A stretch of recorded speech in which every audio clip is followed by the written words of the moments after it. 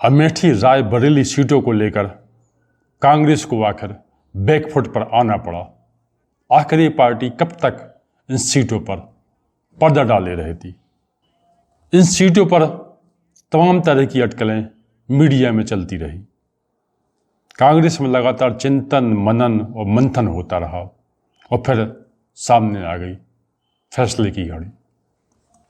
W के इस अध्याय में आपका स्वागत है। आपसे अनुरोध है कि आप चैनल को सब्सक्राइब करें।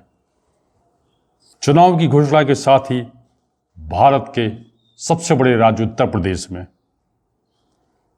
दो मौजूदा लोकसभा क्षेत्र अमेठी और रायबरेली सस्पेंस का बहुत बड़ा गढ़ बन गए थे। कारण कांग्रेस पार्टी ने यहाँ से अपने प्रत्याशियों की घोषणा नहीं की थी। भारतीय मीडिया कर्मी दिन रात इसके लिए एक खोजी पत्रकारिता के दौर में रहे।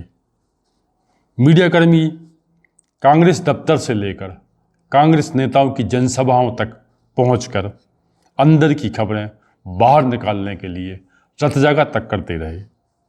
अमेठी रायबरेली के लिए कांग्रेस के प्रत्याशियों को जानने की ये पिपासा विपक्ष में भी बराबर बनी रही। भाजपा ने तो आखिर हार कर रायबरेली में अपने उम्मीदवार का ऐलान कर दिया। पहले भाजपा रायबरेली से कांग्रेस के उम्मीदवार के घोषणा होने की प्रतीक्षा करती रही, पर उसका धैर्य जवाब दे गया। उसने अपने पूरे प्रत्याशी दिनेश प्रताप सिंह को अपना उम्मीदवार घोषित कर दिया। अब नामांकन के अंतिम दिन कांग्रेस उम्मीदवार के नाम सामने आए, जिसमें अमेठी से किशोरीलाल शर्मा और रायबरेली से राहुल गांधी उम्मीदवार बना दिए गए। राहुल पर सलमान की फिल्म का डायलॉग बहुत सूट करता है। एक बार वो जो कमिटमेंट कर देते हैं फिर वो अपने आप की भी नहीं सुनते।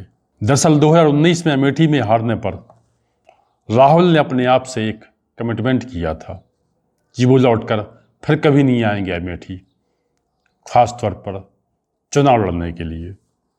इसके बाद भी राहुल को मनाने की तमाम कोशिशें की गई, पर राहुल वायनाड के अलावा कहीं और से चुनाव नहीं लड़ना चाहते। पर सारी बातों पर मंथन किया गया। 2 चरणों में सिर्फ 190 सीटों पर मतदान हुआ। 353 सीटों पर मतदान होना बाकी है।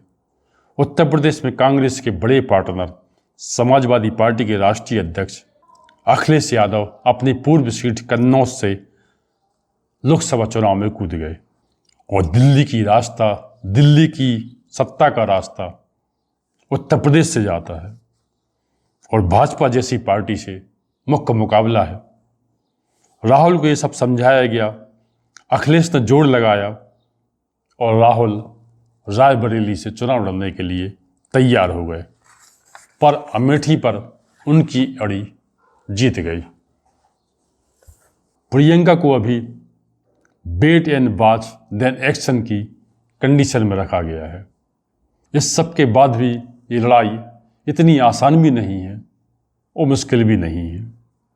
अक्सर अमेठी और रायबरेली जैसे लोकसभा क्षेत्र में अपने प्रत्याशी न उतारने वाली बहुजन समाज पार्टी ने इस बार अपने प्रत्याशी उतार दिए हैं। रायबरेली और वायनाड दोनों जगह से जीतने पर राहुल कौन सी सीट छोड़ेंगे, विरोधी से लेकर भी मुद्दा बनाएंगे। हालांकि सोनिया गांधी के रायबरेली छोड़ने पर उनके उत्तराधिकारी का सवाल था और उत्तराधिकारी का ये सवाल तब से शुरू हो गया था जब राहुल के दादा फिरोज गांधी ने यहाँ से पहला चुनाव लड़ा था। ये उनकी पीढ़ियों से हस्ताक्षर होता हुआ आज राहुल पर आकर ठहर गया है।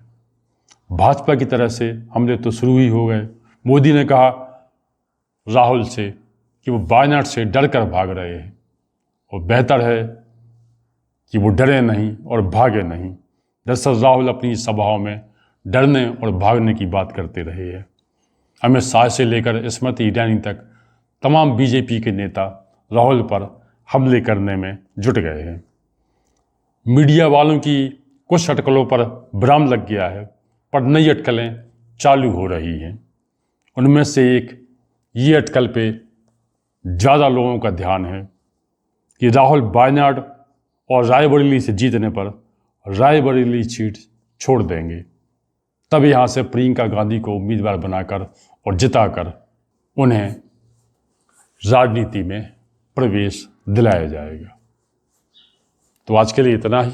आपसे अनुरोध है कि आप अपने विचारों से हमें अवश्य अवगत कराएं।